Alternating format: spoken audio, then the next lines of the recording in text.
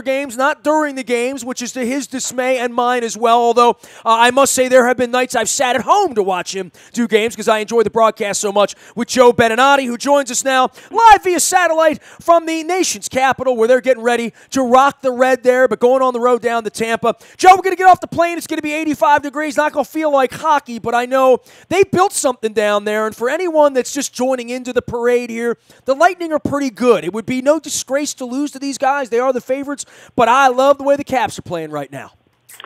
And you should, Nestor. It's been a revelation, I think, mostly on defense for the Capitals. Whatever it is that they found after Game 2 of the Columbus series that they employed to really shut down the Blue Jackets, I think, is what they carried over to slow down and hamper an incredibly gifted offensive team in Pittsburgh. And then when you get to Tampa Bay, Columbus skates well, Pittsburgh skates even better, but Tampa Bay may be Mach 3. So the assignment here is a great challenge, and you'd like to say that you had your very, very best available in the lineup. We'll get into that, I'm sure, but it's a tall order to take out Tampa Bay. Tampa Bay has been terrific all season long. And Nestor, they just took out the team in the Boston Bruins that I thought was the best in the NHL in the last 2 months of the season, and they did so pretty quickly. And they beat the Bruins up. I mean, I watched those games and the Marchand licking, and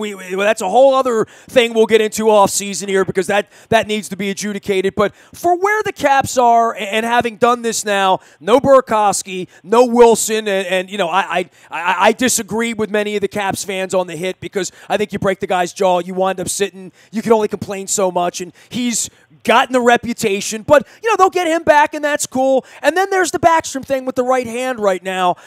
They're not at full capacity. I mean, the one thing I loved about them going into Columbus was it felt like they were healthy. Now that you get through this thing and you start losing people, that's the thing that concerns me the most. It's certainly not the mojo or the momentum with which they're playing with right now. It's why it's the toughest tournament in sports to win. You think about it, you have to win 16 games, and to do so, it's more than likely going to take you 2 months, and it's the highest level of intensity that you can imagine. It's an incredibly physical game.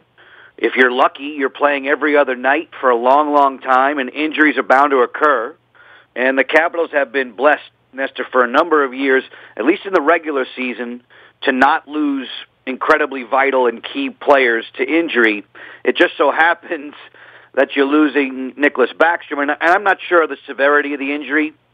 I'm hoping to see him around as we lead up to Game 1. I haven't been able to. The Caps do keep injured players under wraps, but when you think about Nicholas Backstrom, I think I've been saying this for years, there's nobody who has, not a single Cap, who has more responsibilities on their plate than Nicholas Backstrom.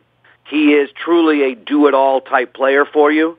So if you're missing him for any length of time, that's incredibly tough to overcome.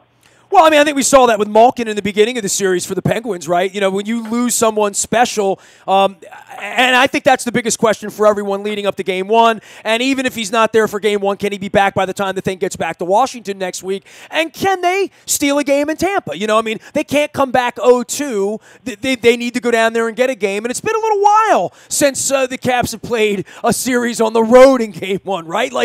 They've been that good lately that Game 1's usually in our house, right? Yeah, that was a total fake out to me. We were getting ready for, on the NBC Sports Washington side, we're doing pre and post game shows, and all of us were like, "Well, wait a minute, isn't that game 1 in DC?" Oh, it's not. Oh, that's true.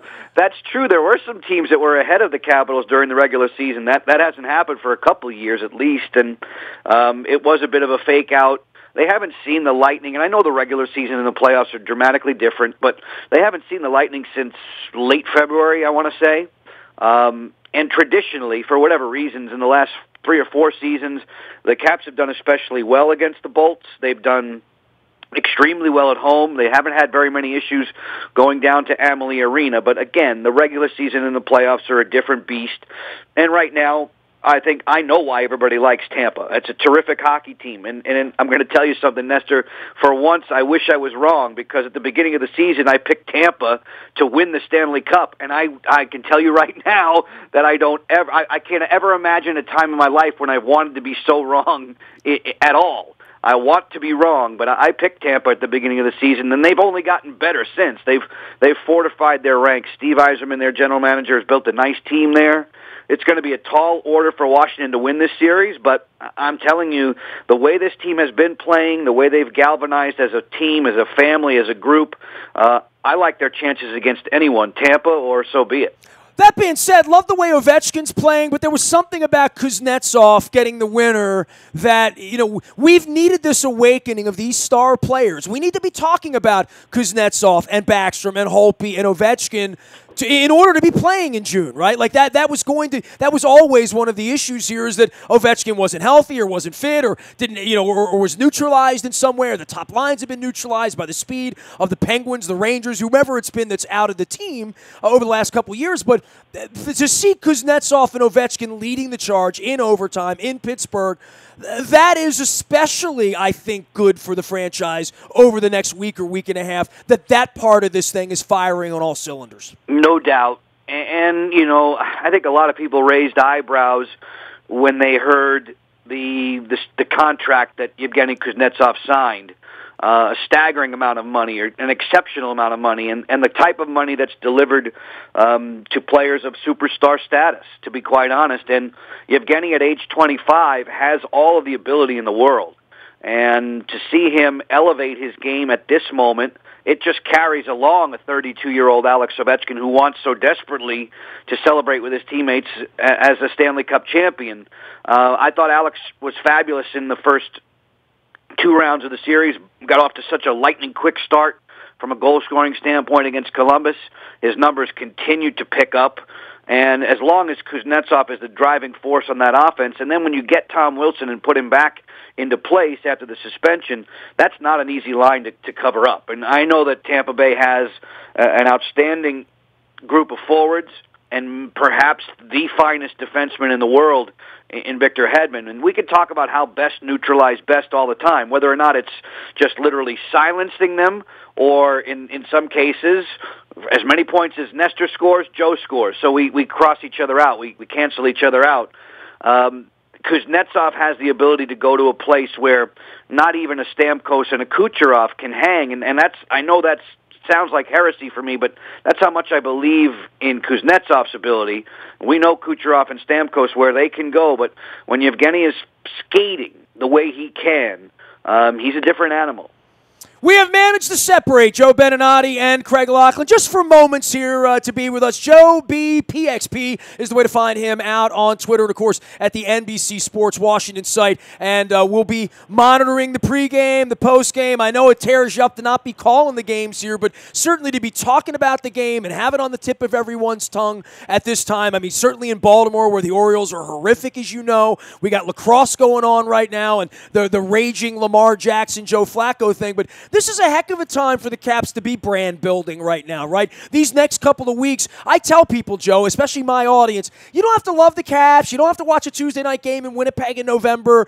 But this is a time where people do sort of draw to the light of hockey. And I think it's just wonderful anytime somebody comes into hockey at this time and say, I feel like I've been missing out. I mean, this is exciting. This is great. And I say, yeah, it's been only like this, the first 50 years of my life, every April and May and June. But there will be, this is the Caps' chance to get some light here for the next month if they can go on a run and develop fans that weren't fans before, right? This is what people find out. It's I shake my head and think that it can't possibly be since 1998 that the Capitals have been this far. We're talking 20 years. I'm sitting in an NBC Sports Washington studio, and one of the editors is showing me a roll in a taped highlight or package, and then a game open where Locker and I are 20 years younger, and it's fascinating to watch. And in the time since, I love the way hockey has been an impact upon the community, not to the degree that you mentioned of your football and baseball teams, but growing each and every year, and there's certainly been an Ovechkin impact upon that in the community. And now I will reflect over the next couple of weeks and hopefully another month if they can get all the way to a Stanley Cup final like they did in 1998. I'll try and draw comparisons to what it was like then and now. And I can tell you that in the D.C. area for sure, the fan base is as passionate as I've ever seen it. And the elation and the excitement, the exuberance which with that Game 6 decision was met here has just been phenomenal. It's tear-jerking at times. And you referenced it. From a personal level, I would love to be the guy describing the games. That is a sore spot with me, and you got into this business to call the very best, and these are the very best of times. So I'm hoping that Caps fans in the Baltimore-Washington area will embrace where we are right now. It doesn't happen. It truly doesn't happen every year, even though we think it should. When you get there, love it, enjoy it, and see how great a game this is. Well, I mean, I'm excited about it for sure, and seeing how this thing unfolds. But for me and Trotz and the relationship and all the years that Smokin' Al has been suffering along with all of us. But for Ovechkin, and I think for Backstrom, certainly for Carlson, for Trotz, for these guys that have been at it a long, long time here. Not necessarily the transplants like Niskin and Orpik who've had different rides and have had different journeys. But the people that kind of came in red and are now in red, and their ring fingers nude, and they haven't kissed the cup like all the fans have, it's a very important thing. But for Ovechkin, this is all about his legacy these next 3 or 4 weeks, and whether he's going to be considered a champion or not, because no one's going to take away that he is in that conversation of the great players of all time or of this era, and the way he's whipped himself into shape, and the kind of year he had this year, and the kind of player he's been this year. You feel like it's now or never. I didn't feel that way 3 years ago, but I do certainly feel that way for Trotz, that if he doesn't win now, that this may be the end for him. So, I think there's a lot riding on this, but Ovechkin's going to have the bullseye on him for this, because he ultimately, by the fans, is held responsible for this. I always love sitting in with you and talking hockey with you, Nestor, and at this time of the year, as the Capitals go farther and farther, there are a lot of people who ask for radio sit-ins and conversations, and I did one recently with a gentleman in San Diego, and it's interesting, they're so far away, and a casual type hockey relation, that to hear this comment coming from this particular host, he's like, Joe, you know what? Even casual hockey fans so far away as in San Diego, they want to see Alex Ovechkin do it. They want to see the Washington Capitals' long-suffering, tortured playoff history. There are fans out here in California who are behind Barry Trotz and Alex Ovechkin, and they want to see that those two gentlemen, who are great hockey people, finally get a day to bask in the sun. And it warmed me to hear that. And I do think that sentiment is out there. And the way you're explaining it, and the way I try to explain it to people, Alex Ovechkin is a great hockey player. He is an instant Hall of Fame first ballot player. But to be an all-time great, there's a difference between great and all-time great. Most all-time greats have that ring on their finger. Now, I'll sit there and tell you, okay, are you telling me that Roenick, Kachuk, Bure, Dion, these guys don't have Stanley Cup rings? Are they not all-time greats? Well, Joe, they're really not they don't have that cup. We can have this argument from now until the cows come home. Well, that's why Jordan's Jordan and Gretzky's Gretzky, right? People who want to see the Caps get it across the finish line. Well, and this is the time is now. Unleash the fury, Joe B, is what I would say. Always great to visit with you. I know your time's short. You're doing a lot of lacrosse. Anything you want to say about the lacrosse season at all? I mean, that's kind of we can't forget about that, because you spend a lot of time at lacrosse fields. Yeah, my lacrosse is come and gone. So it finished up with the Big Ten tournament. It was great to see Hopkins and Maryland get to a Big Ten championship game there. Johns Hopkins and Maryland are both playing well. I wish them all the very best in the coming NCAA tourney. Hey, man, always a pleasure to join you. I remember when Maryland was long-suffering, right? They could never get it done. They got it done. Cleveland got a championship. The Cubs won. Even the Eagles won, Joe. Maybe this is the year of the Red Eagle. We'll see how it goes, man. There you go. I like your thinking. Always a pleasure to have you on, Joe B. Keep the faith, man. Keep the faith. Thank you. Joe B, PXP, joining us here from Twitter and, of course, from Comcast. I said Comcast. I said the C word. I knew I was going to do that. NBC Sports Washington, formerly Comcast Sportsnet. It was only that way for like 20 years.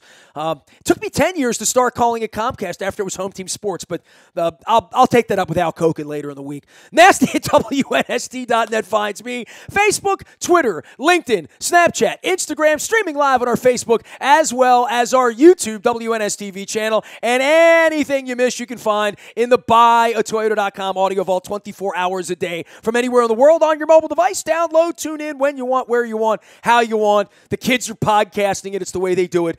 It is the buyatoyota.com audio vault at WNST.net.